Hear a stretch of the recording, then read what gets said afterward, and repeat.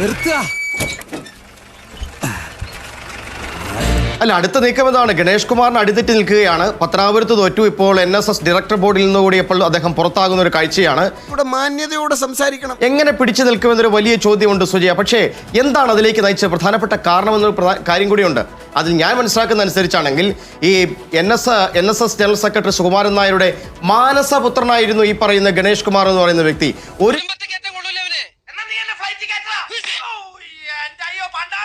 ഒരു ഘട്ടത്തിൽ ഈ സുകുമാരൻ നായർ കഴിഞ്ഞാൽ ഒരുപക്ഷെ ഗണേഷ് കുമാർ ഈ NSനെ നയിക്കാൻ എത്തുമെന്നൊക്കെ പറഞ്ഞ് ചില കരക്കമ്പികൾ കിംവദന്തികളൊക്കെ ഉണ്ടായിരുന്നു.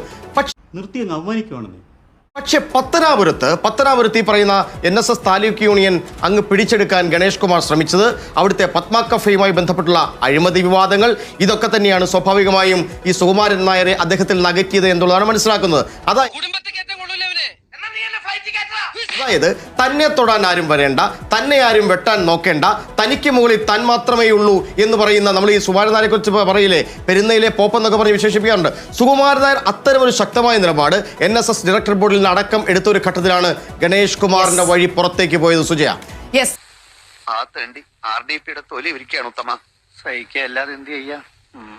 KB ഗണേഷ് കുമാറിനെ ഡയറക്ടർ ബോർഡിൽ നിന്നും പുറത്താക്കിയതിന്റെ ആഘോഷം പക്ഷേ ജോഷി എവിടെയാ കണ്ടതെന്നറിയാമോ? പത്തനാപുരം താലൂക്കിലെ NSS യൂണിയന്റെ ഭാരവാഹികൾ ഓഫീസിൽ മധുരപലഹാര വിതരണം വരെ നടത്തി. അതായത് അവർ ആഗ്രഹിച്ചിരുന്ന കാര്യമാണ്. പ്രസിഡന്റ് കരിക്കത്തിൽ തങ്കപ്പൻപിള്ള കുറെ കാലമായിട്ട് കാത്തിരുന്ന ഒരു നിമിഷമാണ്. അതിന്ന് G സുകുമാരൻ നായരിലൂടെ സംഭവിച്ചതിൽ തങ്കപ്പൻപിള്ളയുടെ നേതൃത്വത്തിൽ വലിയ ആഘോഷം നടന്നു.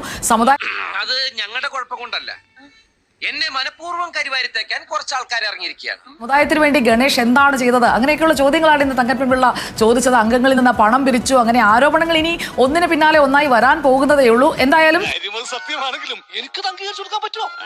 ഒടുവിൽ വെറുക്കപ്പെട്ടവനായിട്ടാണ് NSSൽ നിന്ന് KB ഗണേഷ് കുമാറിന് ആ ഒരു ഡയറക്ടർ ബോർഡ് എന്ന് പറയുമ്പോൾ അത് പരമോന്നതമായിട്ടുള്ള ഒരു ബോഡിയാണ്. അതിൽ നിന്ന് പുറത്തേക്ക് പോവുക എന്ന് പറഞ്ഞു കഴിഞ്ഞാൽ അത് സംഘടനയ്ക്കകത്തെ ആ ഒരു അപ്രമാദിത്വം അവസാനിച്ചു എന്ന് തന്നെയാണ്. പടിക്ക് പുറത്ത് എന്നുള്ളൊരു തിട്ടൂരം തന്നെയാണ് സുകുമാരൻ നായർ നൽകുന്നത്. കാരണം ഇനി നമ്മൾ എന്ത് ചെയ്യുമല്ലയ്യ, നീ ഒന്നും ചെയ്യണ്ട, ഗണേഷ് കുമാർ ഒഴികെയുള്ള 9-ൽ 8 പേർക്കും അംഗത്വം പുതുക്കി നൽകുമ്പോൾ അത് കൃത്യമായ ഒരു മെസ്സേജാണ്. ഗണേഷ് കുമാർ അത് എങ്ങനെയെങ്കിലും ഒക്കെ അനുനയിപ്പിക്കാനായി നോക്കി, പക്ഷേ ഒന്നും നടന്നില്ല. ജനാധിപത്യ വിരുദ്ധ തീരുമാനമെന്നൊക്കെ ഗണേഷിന് ഇനി പരിതപിക്കാം എന്ന് മാത്രമേ ഉള്ളൂ ജോഷി.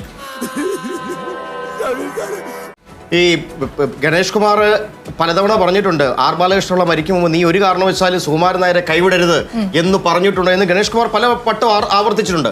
DNA ചോദിക്കുന്ന ചോദ്യം എന്നാണ് NSSനോടും ഒപ്പം തന്നെ ഗണേഷ് കുമാറിനോടും. NSSും വോട്ടർമാരും കൈവിട്ട KB ഗണേഷ് കുമാർ ഇനി എന്ത് ചെയ്യും? അടുത്ത പ്രതികരണം. ആരെയും കൂസാത്ത സമുദായ നേതാവാകുകയാണോ സുകുമാരൻ നായരുടെ ലക്ഷ്യം? എന്നാലും ഭഗവതി, ശത്രുവിന് പോലും ഇങ്ങനെ ഒരു ഗതി വരുത്തല്ലേ ആണ്ടവാ.